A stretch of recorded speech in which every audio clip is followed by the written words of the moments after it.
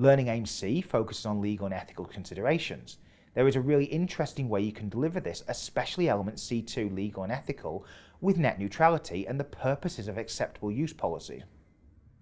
A good teaching task is set up something like a mock trial or a mock debate where each of the learners gets an angle to take. Admittedly, this can sometimes look like Lord of the Flies, but because each one has their own challenge and their own point, and they have to showcase why this is the right way to do things, or why it's been done in a certain way, this makes them truly understand their own little corner. But also, they have to look at the other sides of it because they cannot accurately argue their side if they haven't looked at all the other ones.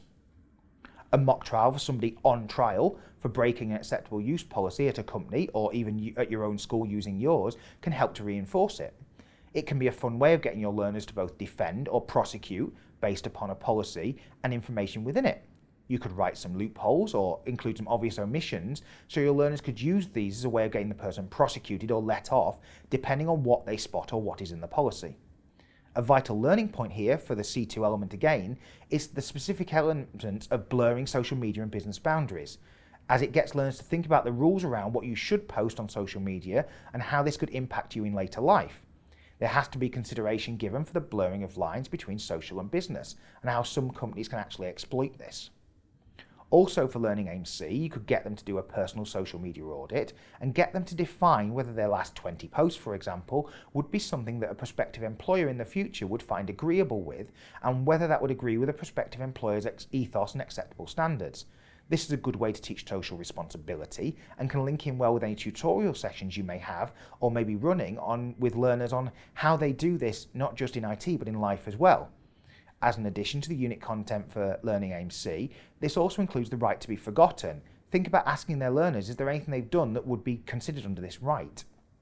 Finally, we look at Learning Aim D. Inside the Learning Aim, we have data flow diagrams, flowcharts, system diagrams, etc., and how we use these to present information and show understanding of a process or a system itself.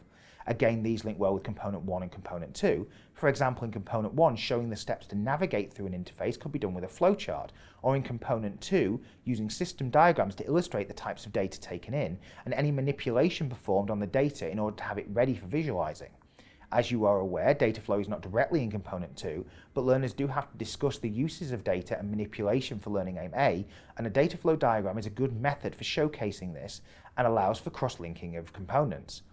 As this also covers data interpretation, this works well again with Component 2, specifically Learning Aim C, in how we interpret trends and how we look for inaccurate data within a data set.